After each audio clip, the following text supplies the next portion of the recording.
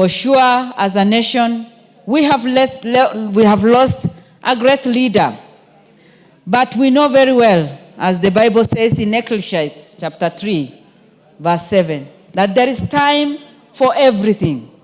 There's time to be born and to be buried. There is time for celebration and to mourn. And today, it is our time as a nation to mourn the passing on of a great leader. A great leader who will not only be missed by Kenyans, but by entire world. Honorable Speaker, it is my prayer that we will give him a good send-off and that Kenyans will give him that respect without much distraction and give him the respect that he deserves. I send my condolences to his wife, our dear mom, Aida, to his daughter, Winnie, to Raila Odinga Jr., to Rosemary, to Akinyi, to Ruth, our colleague, and my prayers are with them. May his soul rest in peace. Thank you. Thank you. The next one on the list was Honorable Member for Igembe North. Honorable Taitumi. Thank you, Mr. Speaker. Let me take the cue on my own behalf and on behalf of the people of Igembe to tender my hearty condolences to the family of Odinga, the President, and the fellow Kenyans. Mr. Speaker, Kenya's post-independent history cannot be complete without the name of Raila. This is a person who has fought for almost the entire life to make sure that the Kenyan people enjoys the democracy that is envisaged in our constitution. Mr. Odinga has fought to make sure that devolution works in this country. Mr. Odinga's life and fight for democracy can only be equated to the life and the struggles of Nelson Rolihlahla Mandela, his struggle against Calabar, racial segregation commonly known as apartheid in South Africa.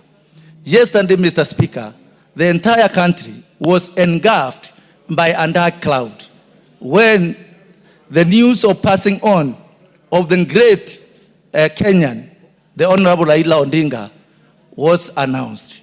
This is a clear testimony of the ideals that Raila stood for.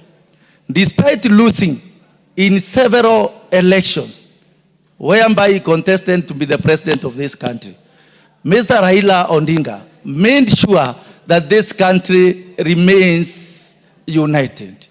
At no particular time did he lose direction to tear this country apart.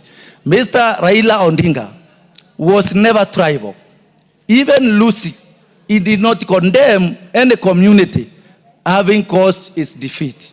In 2007, whereby this country witnessed a great upsurge and the fight that came up after the announcement of President Kibaki as the winner, Raila could not let the country go to the drains.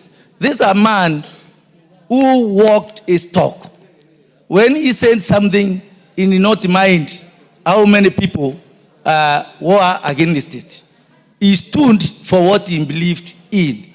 And I would pray that his passing on fortifies this country so that the country remains united, the country remains stable and without equivocals that are caused by tribal divisions. We are eulogizing a great man, a patriot, a person whose political interest transcends other things other than the interest of Kenya. Thank you, Mr. Speaker, for this opportunity. Thank you, sir. Member for Regania West. And he'll be followed by... Honorable Speaker, thank you very much for the opportunity to eulogize with the family, the friends, the relatives, even the ODM fraternity, and the entire country. Order. Members who are leaving, I just want to make a ruling that for members who have logged in, don't remove your card so that when you see in the afternoon, you don't have to queue back again. I think that would make a lot of sense. Because thank you, Honourable Speaker. Honourable Speaker. Order. And members, the reason this happened is that we came in and logged in at the same time in the morning. So that's why, you see, some of us have sat since 10. Because we logged in at the same time and we have to follow the list. So I'll allow the Honourable Mutunga, then 2 more, then we can close for the morning session.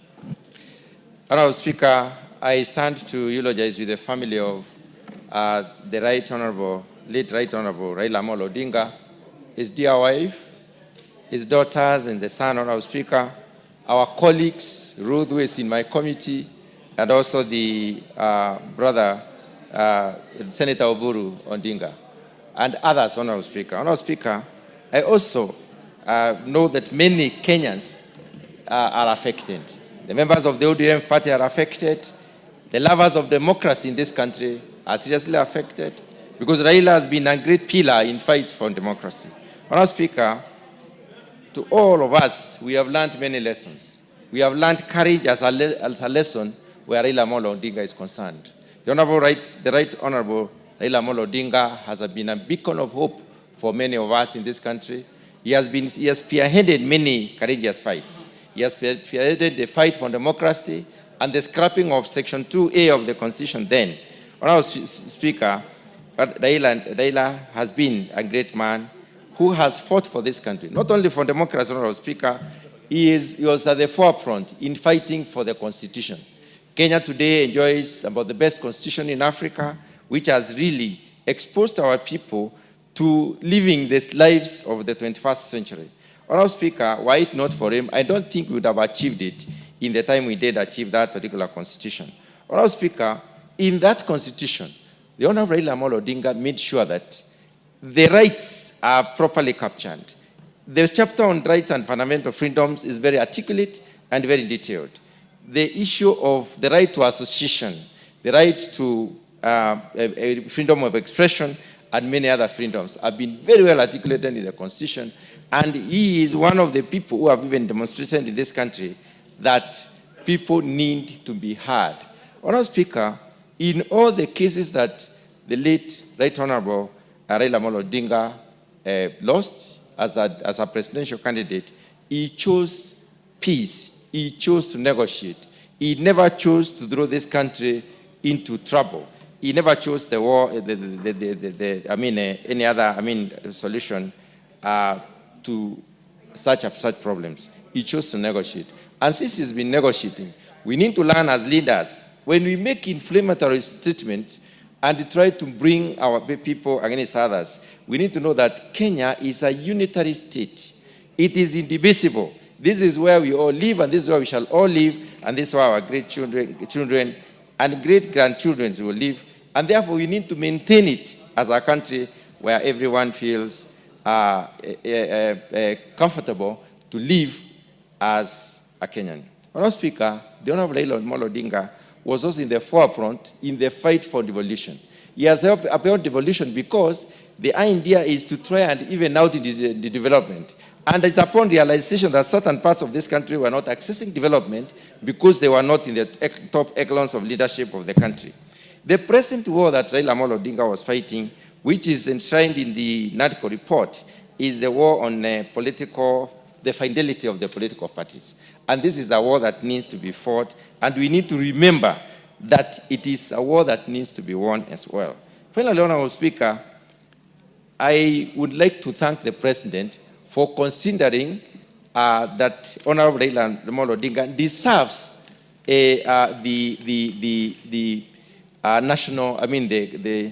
he deserves a state funeral.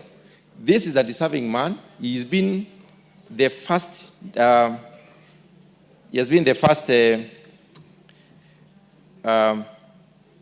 Prime Minister in this country, and therefore he has lived at the top. Even if he has never been the president, he has been the greatest support to all presidents of this country.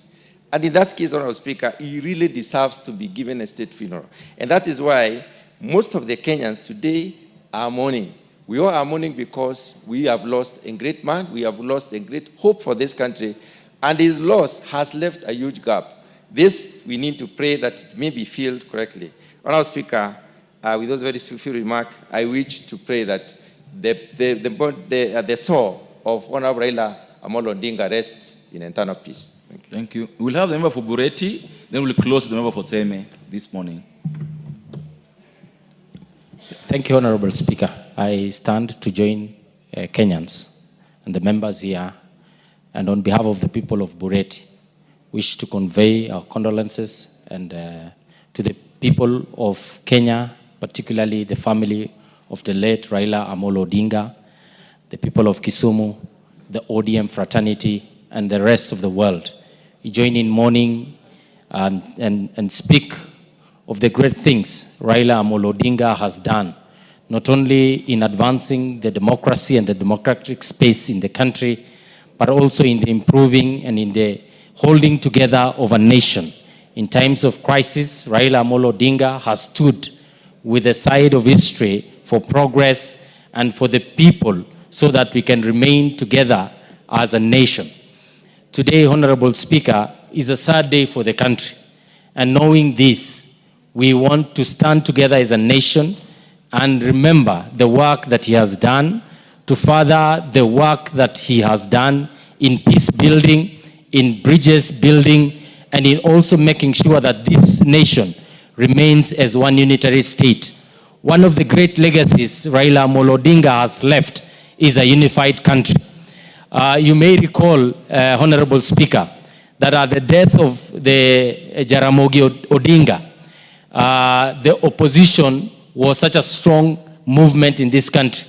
The Luo Nyanza remained in the opposition until the coming of Raila Amolo Odinga.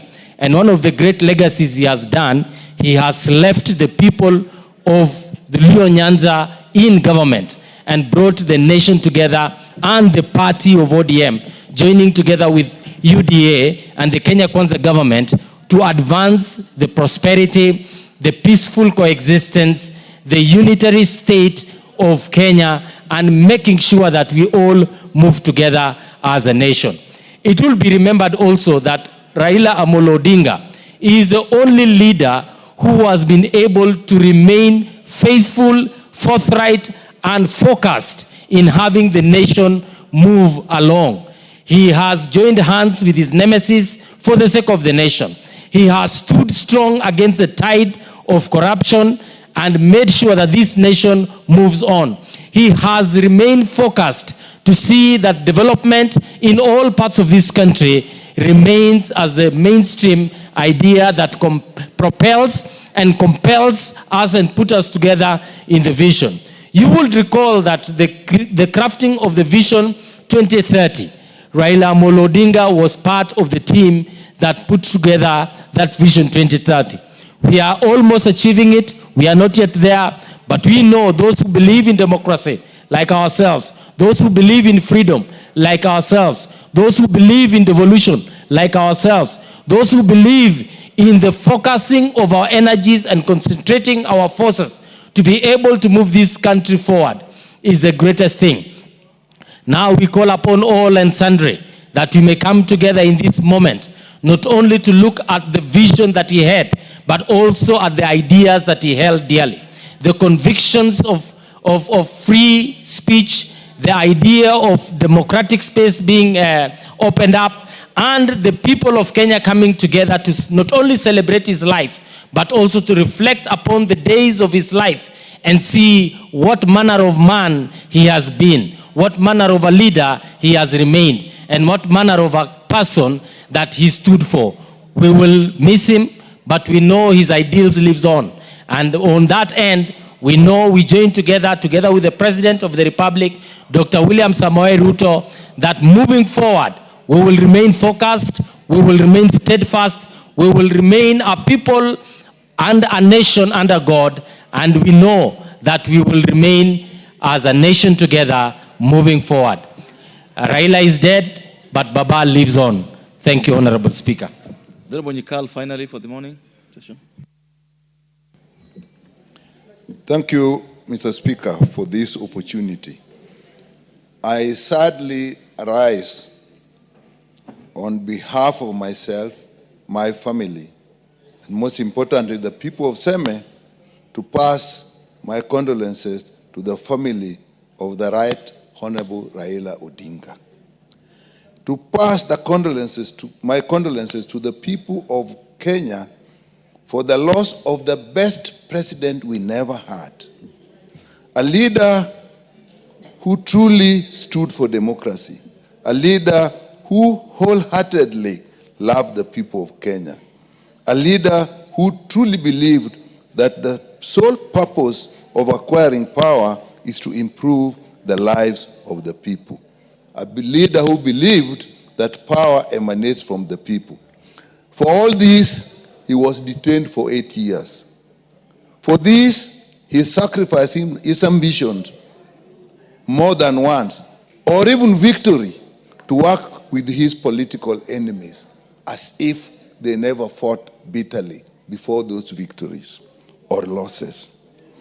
For this, he spearheaded and worked for devolution, which when, and I'm not saying if, when implemented as he visioned, will make a great change in the people's lives. The people of Kenya will benefit. Raila truly respected and cherished people's lives. I saw him cry when people died during his homecoming. In 2007, when the people died, he went for the handshake.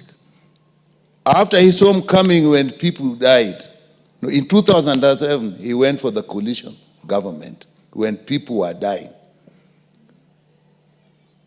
When people died during his homecoming, again, he went for the handshake. He truly lived for the welfare of the people of Kenya. May God rest his soul in eternal peace.